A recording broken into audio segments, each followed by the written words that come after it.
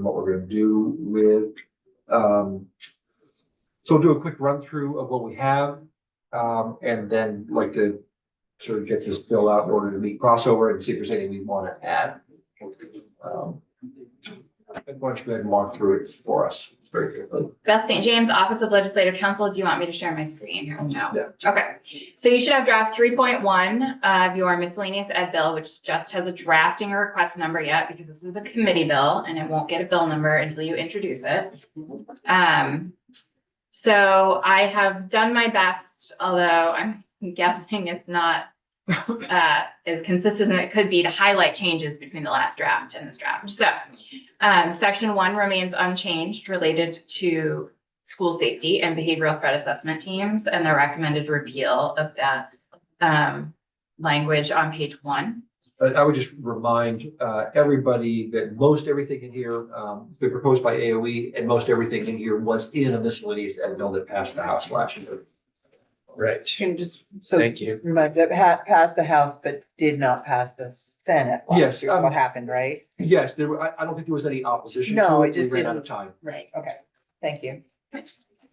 Page 2, section 2, starting on line 6. The only change here was the strike of Goddard College. That was not in the first draft and it should have been. Section 3 on page 3, starting on line 5. This is the language about public bids and food services accounts. I have not made any changes to this, but you did have testimony, or you did have a back and forth with AOE last time about some questions about this. I have not made any changes to it, so I'm just flagging this in case you all want to follow up there. Okay.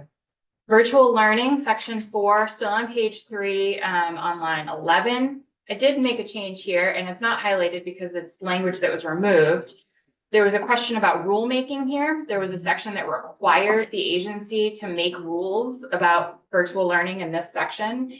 And you received an email from AOE that said they didn't need rulemaking here. They just wanted to be able to make policies and procedures, which they can do without any legislative direction. So I've just removed the subsection that required AOE to make rules related to virtual learning. Section 5 remains unchanged. The change to removing the adult diploma program from dual enrollment in section 6 has not changed. And neither has the repealed language in section 7, page 7, regarding the diagnostic portion of the adult diploma program. All right, I'm just asking you to go a little slower here. So page 6 essentially removes dual enrollment as an option for an adult diploma program student. Correct. Okay. Oh.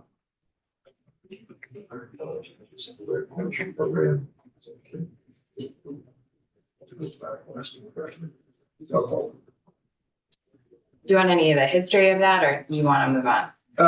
If you have some history, that would be. So previously, this was the high school completion program. And then there was a conforming change made last year when the high school completion program was repealed and the adult diploma program eligibility age cutoff was expanded. And so I don't know the policy reasons behind removing this, but previously this line 13 there would have said the high school completion program. Last year, the change was made to make it the adult diploma program, and now you are getting a request to remove that eligibility altogether from participation in the dual enrollment program. And then section 7, this is the adult education. So that section 6 was dual enrollment. Section 7 is the adult education and secondary credential program itself. And this language on page 7, starting on line 1, subsection D, the diagnostic portion of the program referenced in subsection 4011F, which is part of the finance chapter, cannot be used, can be used as a tool, but could not exclude individuals. That language was added last year in the budget. And the recommendation here is to repeal the language. Okay. Let me just. Sorry.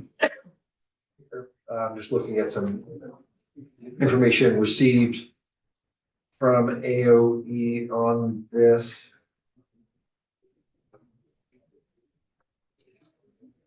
But it's rather extensive.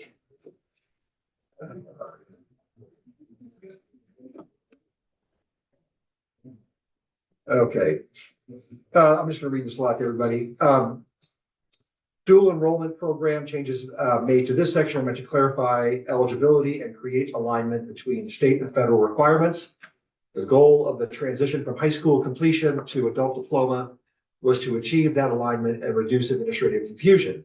ALE grants prohibit students enrolled in school from receiving AEL services. State statute also states that students enrolled in post-secondary institutions are ineligible for adult diploma. So I read that to mean that you can't be in dual enrollment and in adult diploma program. This next section, adult education and secondary credential program, changes to this section removes what the agency believes is unnecessary language regarding performance-based funding. AEL grants are not nor have ever been contingent on the skill levels of students. The language also could create confusion because the AOE has the discretion per the grant agreements to financially sanction grantees based on unsatisfactory performance and or outcomes and or discontinue funding if the AEL provider is found to have engaged in misconduct. So does that sound okay? What lives in statute, so this is a policy decision for you all. When I hear anyone say it's unnecessary language, that's a red flag for me. Is it illegal language? Is it conflicting language? Unnecessary to me is policy choice. But I don't, so the language in statute around adult education requires the agency of education to, actually, let me pull it up and just read it to you. And this is, if you will indulge me, a good example of why the language that you all choose matters. Bear with me, courses of study. Okay. Adult education and secondary credential program. The secretary shall maintain an adult diploma program administered by the agency. And then it goes on to talk about eligibility and program requirements. The word grant is not in here, grant program, okay? So if AOE is running this as a grant program, that's not in statute and not for me to comment on. That would be something for you all to get testimony from AOE on how they are administering the program that they are required to administer by law. It also sounds like there's quite a bit of federal requirements involved attached to the federal funding that I am also not familiar with. So what the statute says is they have to run a program. It's not any more specific than that. And so I would suggest, and that's not a knock on how they are running the program or choices they have made, but my ability to guide you on whether something is appropriate or not appropriate is really limited to what's in the law. And so if you want more understanding of how the program is administered by AOE and how that may impact your choices, I think that would be something to hear from AOE. Did you say that was from AOE, what you were reading from? Yes. Yeah. Before we move on from this, Meg, do you have any insight or comment you'd like to provide on that proposal? Or are you still? I'd be happy to give just a very quick overview of why that language was added last year. Yeah. Meg post action circles, and I might recommend that you also ask Representative Holly if he might want to testify. This was language that he worked really hard on. It does get, and also you can hear from the field. The high school completion program that sunsetted last year, there were significant challenges on the field. In fact, the students did have to get a certain score on a test to receive funding for the program. They had to have an NLS, called NLS 4 or NLS 5, what's called the TABE test, before they could draw down funds from the agency. So in practice, funding for the providers were directly tied to receiving a certain test score on this federal assessment. The federal assessment, the TABE assessment, is required for ADL programs, but it is required as a tool to assess the program. There is no federal requirements for it to be attached to a certain score that was at the agency level. So this language was what the AEL providers worked on with Ledge Council and this committee and the Committee on Appropriations last year to protect against having agency level rules that do require a certain score in order to receive funding. I would, certainly recommend, I know the providers would be more than happy to come in and testify on that, how it plays out in the field. So this, when I read the striking of this language, it reads to me as, since we have made the transition from high school completion to AEL, it's no longer necessary. I believe that's what the agency is saying. Yeah. Yes, but there's not any assurance in the field that without this language, it would just go back to, in the new adult diploma program, it could go back to requiring scores on assessments to be funded. But this would remove that requirement. Exactly. There's concern from the field that removing this language would allow the agency to replicate what was happening in the high school completion program in the new adult diploma program with the diagnostic portion. The language that says diagnostic portion, that is what's referring to the TABE testing assessments. Okay. So there's just concern from the field. The concern is if this language is removed, then the agency could go back to a full practice of requiring using the diagnostic portion as a method to condition payments to providers, which this language explicitly says they can't do. I got it. Okay. Thank you. Thank you. Do you want to keep going? So we'll keep going, and we can come back to that. Okay, we're on page 7, line 7, section 8. This is language you also saw last time we walked through this bill regarding the BOCES grant program. Mhm. Current law only makes BOCES eligible for the startup grant money after they've formed, and the intent of this section here would be to allow supervisory unions who are exploring the formation of a BOCES to qualify for startup grant funding. And then page 8, line 9 begins the new additions to this bill. I have a list from the last time we were here in committee. And the first bill that you wanted plunked into the miscellaneous bill was H209, the epinephrine bill. But I know you've been working on that separately, so all I've done here is put a placeholder. And we may just pop that out as a separate bill still. Okay, great. Military-related post-secondary opportunities, section 10. This is the language directly taken from H87, Rep. Hango's bill regarding career and post-secondary options related to service in the military. There have been no changes made to the bill from introduction. Yep, just plunked right in. And then at page 11, line 10, section So let me 11. just go back to that. This was also in last year's, miscellaneous ed bill that did not pass the Senate. Thank you. Why did it not Is that pass the correct? Senate? Get out of Senate. Right now, it's- I'll pull up the bill right now. Yeah, it did not pass. We ran out of time. Okay. The Senate ran out of time. Or other enemies.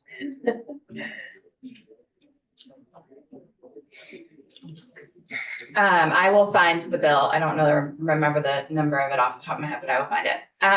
Section 11 on page 11 is an amendment to section 2702 in Title 3. So we're out of our home. We're not in Title 16 here. This is the section of Title 3 where essentially the governor's cabinet lives, all of the different departments and agencies and cabinet level appointment. So again, current law is not underlined. Right. New law is underlined, and anything with a strike through it is current law that is being proposed to be repealed. So current law requires that the Secretary of Education is appointed with advice and consent of the Senate by the governor. from among not fewer than 3 candidates proposed by the State Board of Education. And the secretary will serve at the pleasure of the governor. There's no proposed changes there other than a drafting convention from no to not. The new language begins on line 16. So the state board shall begin a robust national search process not later than 60 days after public notification of the resignation of a secretary of education.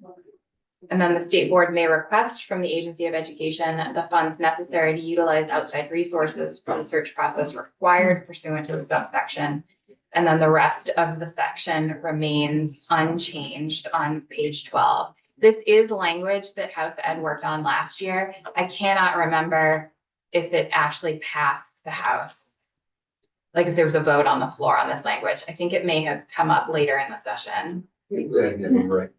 And just so folks know, this language was really the result of the long period of time between the departure of Dan French and the hiring of Zoe Saunders, that the state board felt like it couldn't begin their search until the governor sort of said, please begin your search.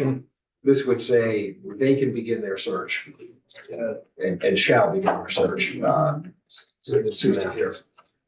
It's not a knock on anybody or anything. It's just to say, this is an important position that needs to be, it's a long process to do the search and interviewing.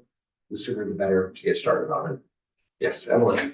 And I'm not sure if it's for you or you that, but, the section 2 where it says may request from the agency of education the funds necessary.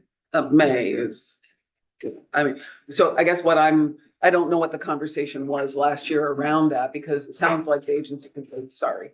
Yes, one would hope that they wouldn't, but requiring the state board to request funds, you may still have the same answer. I mean, it is sort of a weak statement. Yeah.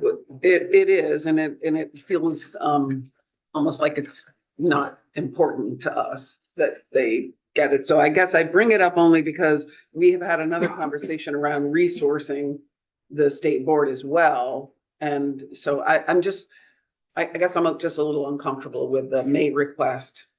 Just, it sends a message saying, you're welcome to say no. You're right. I think they have the power to say no regardless. We would have to change it to say something like, the agency of education shall provide. Yeah, I mean, do you have an alternative you want to, you're thinking like, why have it in there if it's weak, to strike it anyway? I would only say that if we were going to resource the agency so that they wouldn't have to require, the state board, so that they wouldn't have to request it. I believe that there should be resources provided to the state board to do exactly what it's asking for here. I'm fine with shall, but I'm not, I'm just giving you my feedback. It probably just says, another reason to have it say may is because they also may have the money to do it. Unlikely, but they Well, have it. Then they wouldn't. Okay, Any other thoughts from other folks? I guess, how does it work now? The way it works now is, it's, I think, somewhat unclear. As far as the resources go. That They can section. always ask for an agency for resources. So, And the agency can always say no. then because of that, I want to follow up. yeah. With the latest search, how? And I might be recalling this incorrectly, but it sounded to me during some testimony that we received at some point from the state board that there were, ongoing, maybe new, limited resources being provided to the state board from the agency for other things as well, like legal services and that sort of thing. So again, I just, all I'm looking for is what it says in here, a robust national search process. And it seems very likely, having been in parts of national robust search processes, that it require outside help. Yeah. And so again, the reason I'm hesitating on this is because we have talked about resourcing the state board to make sure they can do what they are required to do. But again, I'm just really uncomfortable with the may. I want them to have the resources, and if the agency says no, then how do they conduct that search? Yeah, So really what you're asking for is wording in there for that the agency of education shall supply the funding for, right? It's kind of a reverse. It's not Oh, it's not the board asking really, it's you're wanting to Should be make sure that the allocated. agency of education is providing the funding for the. And it says funds necessary to utilize. I mean, I don't. As you said, Chair Conlon, maybe they would have the resources to do that, but I would suspect not, given what Right, the testimony we've heard. we're just trying to get Mhm. something here that you might favor. If you're uncomfortable with this, what would make you more comfortable?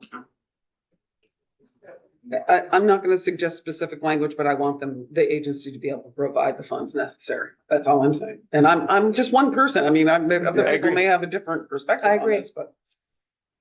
Yes, so, I'm not sure how complicated that gets if we were to say the agency shall provide the funds necessary, if we need to attach a number to that or not.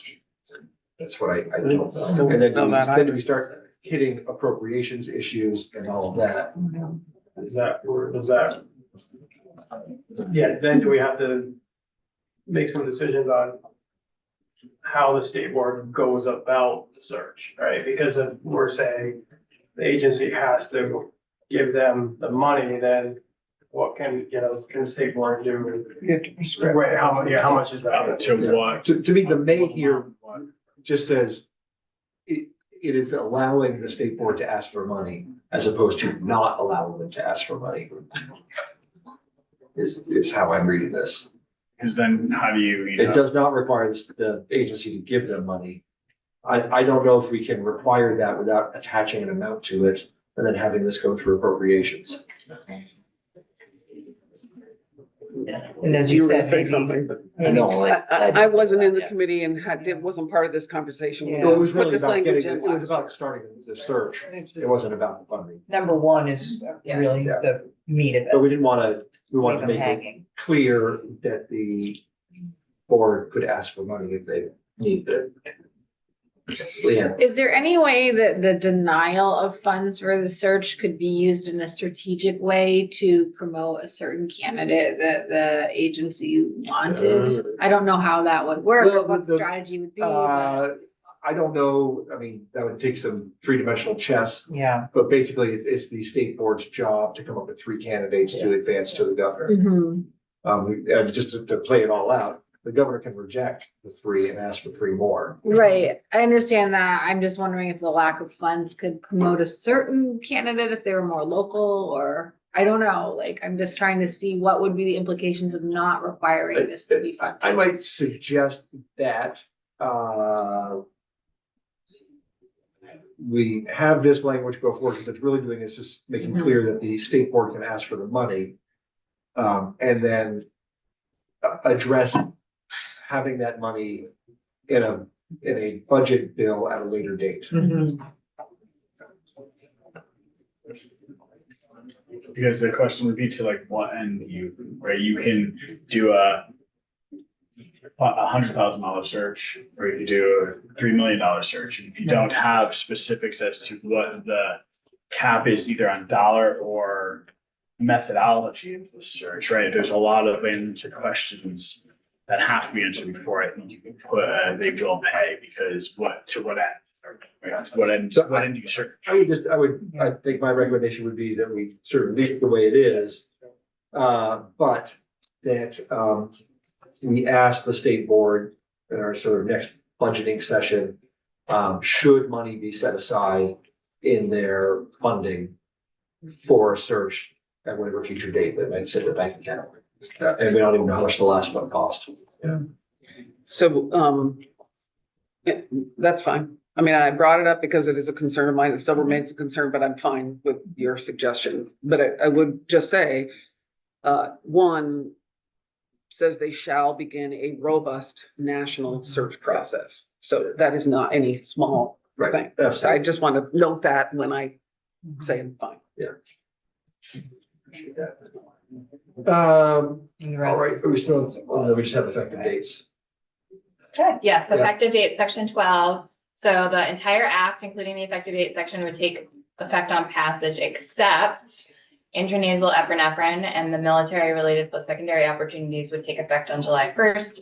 That is only just pulling their effective dates from those individual bills. Yep. You could have the entire thing take effect on passage. There's no, you may hear from the field that that is not an appropriate timeline, but from a Right. legal perspective, there's no problem with Yep. everything taking And- effect on Get passage. back. If it could just, the effective date of everything be July 1st of 2025, since it's the, I mean, I'm just the question. Yeah, it can be either one. Could be on The passage, two could are be about July. the same, Yeah. because it it's takes so long consent. for the governor to sign Right. it. I just didn't know if it'd be less awkward to say, well, this happens here, except these two things happen here. If it just was all one or the other. Going back up to the adult education and secondary credential program, I think I would recommend, just because a lot of work went into this last year, that we do not strike that language yet.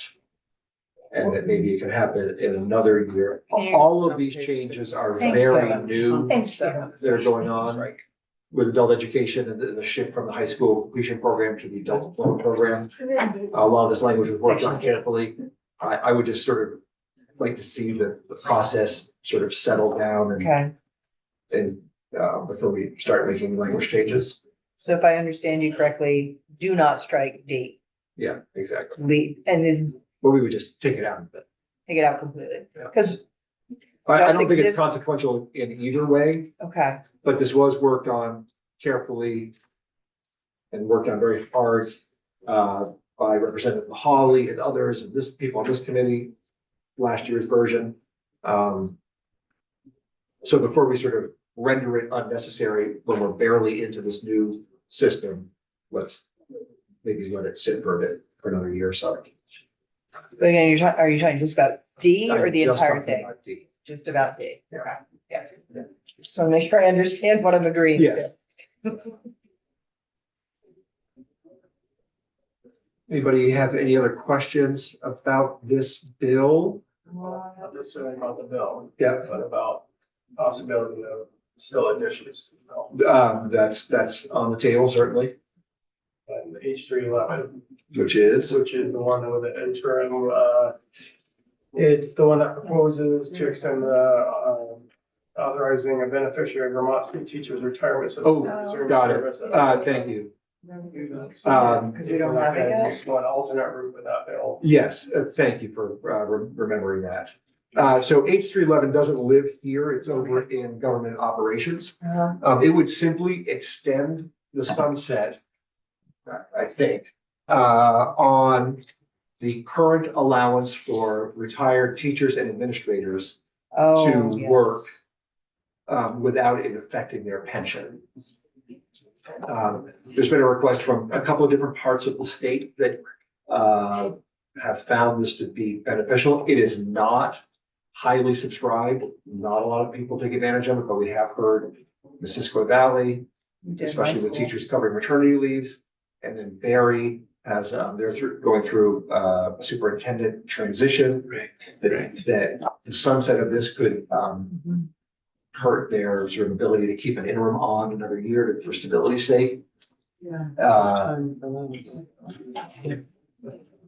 So I would say, if people are comfortable, it's just extending the sunset another year. Actually, I think there's a couple other changes because I know we had someone in my school who did it. You can't keep the same position for more Right. than 1 year. So like he worked as a social studies teacher that year. He could not work as that same exact position the following year. And I believe this allows it. to. Correct. I'd have to This read the fixes bill. it. This, All right, well, why don't we, So there's a few little things in it other than just extending the sunset, I why don't think. we sort of pull up that So- right now and maybe walk through it, all of us. H311.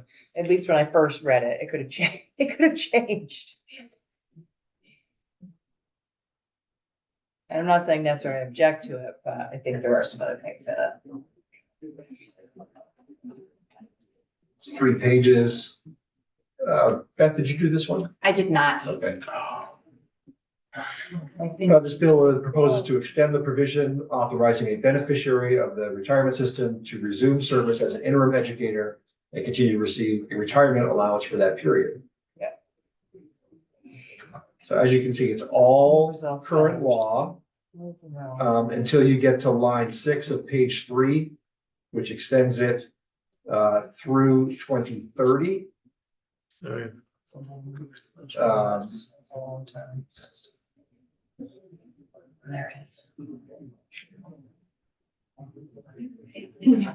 So I would say, we could, And then we don't also, necessarily have to do to 2030, we can go to 2027. it also does reveal that where they have to do a different, like 14. That's right, and only resume service during each one-year renewal for services. Different. Right, so they could, Right. it repeals language, makes them have to, or Stay in one. doesn't allow them to stay in one. So in theory, I could work for the next shortage. I could work for the next 5 years, get paid as a teacher and also collect my retirement at the same That's right. time. Oh, yeah. So that's a bit of a concern. That's a lot of money. Good idea. Yes, it's certainly a good deal. Pretty good deal. But it also Double is, yes, it seems like it's, But they would be paying your pension whether you're working. I was gonna say, No, what if- you don't, I'll say the person that did it in our school, they do not pay into the teacher retirement for those. Whether that you time, were 'cause they've already working or paid. not, you would be getting your pension. Yes. yeah, So, but wouldn't it make sense that if you were getting full-time teacher pay, that you would resume paying into You the don't, system? you don't. 'cause you're Even though already- you were getting? Because you're a are you sure about that? Yeah, because they accidentally pulled it out of his check and they had to reimburse it all to him. Just saying. Maybe we want to just get a little more We need to get tested. clarification on that. I mean, I'm a little right, you shouldn't have hesitant to, to, but I'd be um, okay paying it. I'm a little hesitant to have the sunset go all the way up to 2030.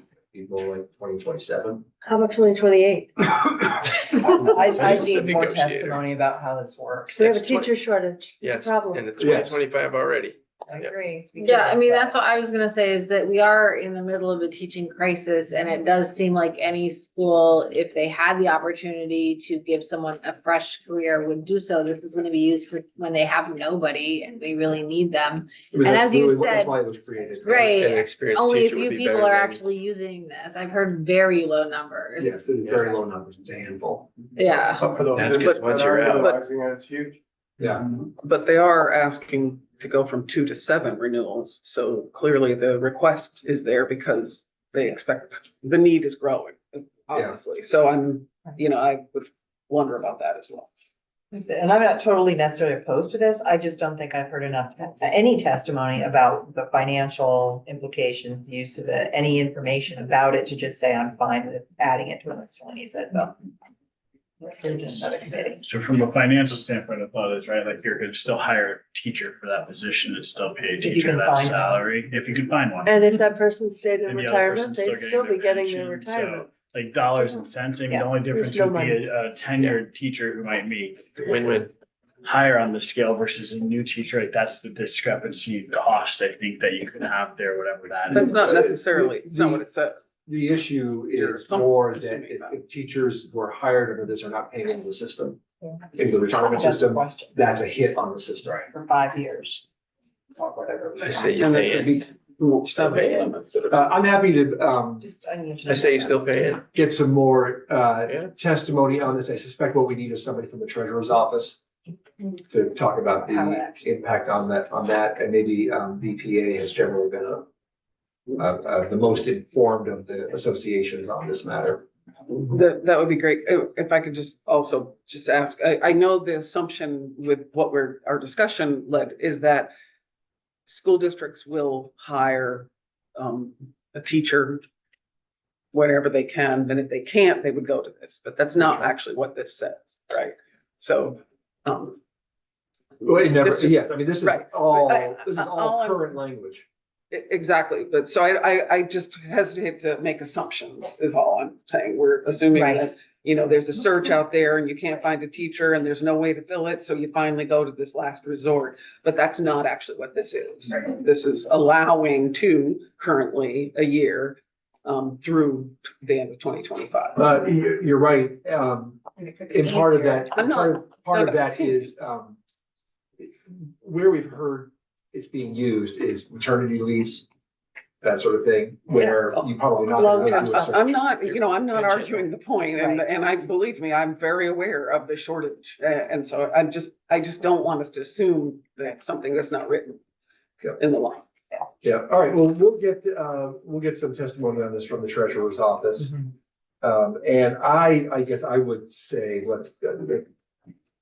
jumping from 2 to 7 renewals and sunsetting it from 25 to 30 are big leaps. Yeah. That we may just wanna go a couple years more on this and Yeah. then revisit it. Send a placeholder Yep. in the bill. Yep, Yeah. absolutely. Great. Yeah. You What want a about, placeholder in the? Yep. what about also Rob's comment about if you're doing this, you are paying into the retirement program. Like, you don't get free of that. I'm not sure that's. We'll get. We'll get clarification on that. Yeah. I'm sorry, this is off the subject, but 247, is that like a bill we're gonna move on? It's two What is forty-seven. 247? That was the first one we did, the heart, the Cardiac. cardiac. We need to have a discussion about that Okay, as well. that's today. Okay, great. Thank you. Okay, so we'll put this in, we'll get some testimony from the treasurer's office about impact. We'll get some clarification on whether people are still paying in. We'll get some, updates on utilization. So if we could get some, and then, get Jay from BPA, because I know he's been tracking a lot of the usage of this. Big right. Ashland is probably fine. They're really under. Okay. Beth, do you have any other, so, I did have, I had another question. Oh, and that is, the BOCES language. What we don't have, I don't think, is sort of, language that says, how do you qualify for a grant? Like, what do you need? You leave that up to the agency That to we do. determine. Okay, terrific. That's, just want to be sure that's where we're going. Materially, the change here is clarifying when the funding is available to Correct. try to streamline the process and be more efficient. Would you like to add some parameters, Nope. direction? No, Okay, I'd great. rather let them do it. All right, so that would be, yeah, go ahead, Ben. Did we get the bidding section all straightened out? Did we ask before, because someone was saying it's food equipment. I thought we had that. Thought we got that answered. figured out, right? Yeah. So and- there's and nothing there. Before we would take this to the floor, we would make sure we have that. Okay, because that was the only Yeah. other section. Okay, so that's that. So we've got a few minutes before we go downstairs for a joint hearing. H 247, the cardiac response. First of all, if we were to, I am reluctant, given that there is a process in place already, that we are at a time of adding more mandates on schools is a little challenging. And that we would need to take some significant more testimony. I'm not sure of our time. Now, just if we don't move it this year, that doesn't mean that it goes away. We still have it. I'd like to see, frankly, the AOE and the school safety, whatever it's called, be working very much closely with the advocates for this too, without Get some our agreement. involvement having to be in Yeah, there. agreed. A lot of what we heard was sort of like recommendations here, recommendations there, and you got to attest to it. Whether that's sort of robust enough is hard to say, but my concern is just more needing more testimony, time, and adding mandates at this particular time, and especially when a lot of this is already fairly well aligned. It may not be exactly aligned. I'd also be curious how many schools have like games currently, because I've gone to a lot of games over the last couple months. There's not yet a school, small or large, that hasn't had a plethora. So just be curious as to what is already in inventory in our schools across the state. We have that info. It's interesting to know. Yeah,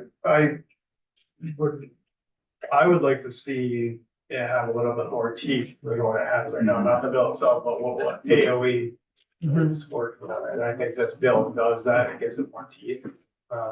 Whether, you know, I don't like the recommended part, you know, I think that this is something that should be a must do in schools. Well, yeah, I guess I was hearing different things. And we can get clarification later. And I also asked, from the Senate if they were going to be sending us a miscellaneous ed bill. The answer is no. Oh. That's something like, are we gonna have a vehicle to be able to work on things later? So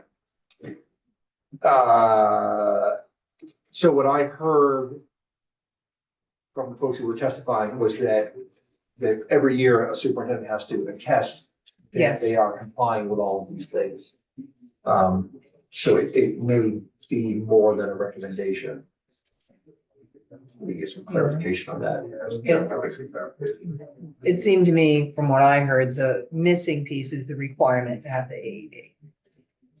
I would say, But it's I a would say substantial the three bullet difference. points that they put at the top Yeah. there, the mandatory training, annual drills, and an AED are the kind of the key points that I think the advocates would like to see Yes. stronger language in. Yeah.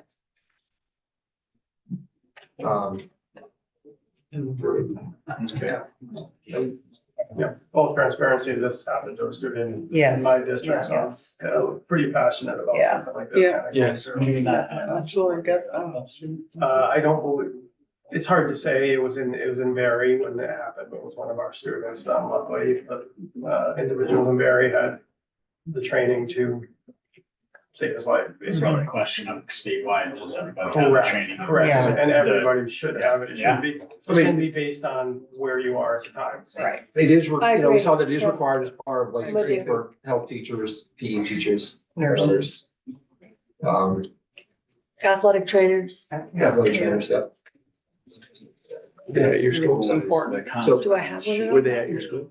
No, they were. Unless I'm hearing a strong I think so. groundswell of support from the committee to move, to take some time on that.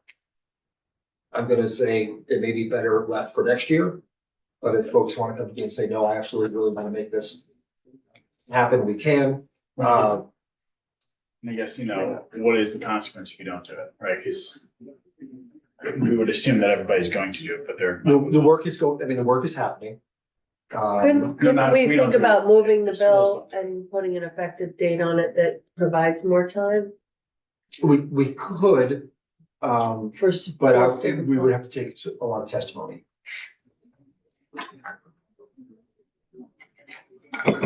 And so I'd rather use that time. Yeah. for the big stuff. Can I ask a process question? Just kind of new to this. So if we don't put it on, because I'm thinking what happened with the bill I presented last year, it goes to the Senate. The Senate can add amendments to the miscellaneous ed bill that came from the House. Yes, So if testimony or people came in and spoke to the Senate, once it got Absolutely. over there, it could be added yes, by them yes. as an alternative. And is there a way to work with them, to try and get The sponsor of the bill. I would say that, yeah, advocates can do that. If you're a strong advocate for doing something with it this year, that's, that you may approach your senator. Is there a bill in the Senate? I don't believe. There is. I'm not sure. Oh, But I think they, you know, they can, Well, They not, can add to a miscellaneous obviously, ed. but I'm wondering whether there was a companion bill because they may have already had it introduced or whatever. That's, I was just checking to see if there was a companion bill. I don't I don't know remember if there's a seeing. bill, I haven't seen it on their agenda. Okay. Gotcha. Oh, that's another avenue that may be open. I only bring it up because as we're short of time, once we send things over there, they're gonna be short of time too. Okay, great.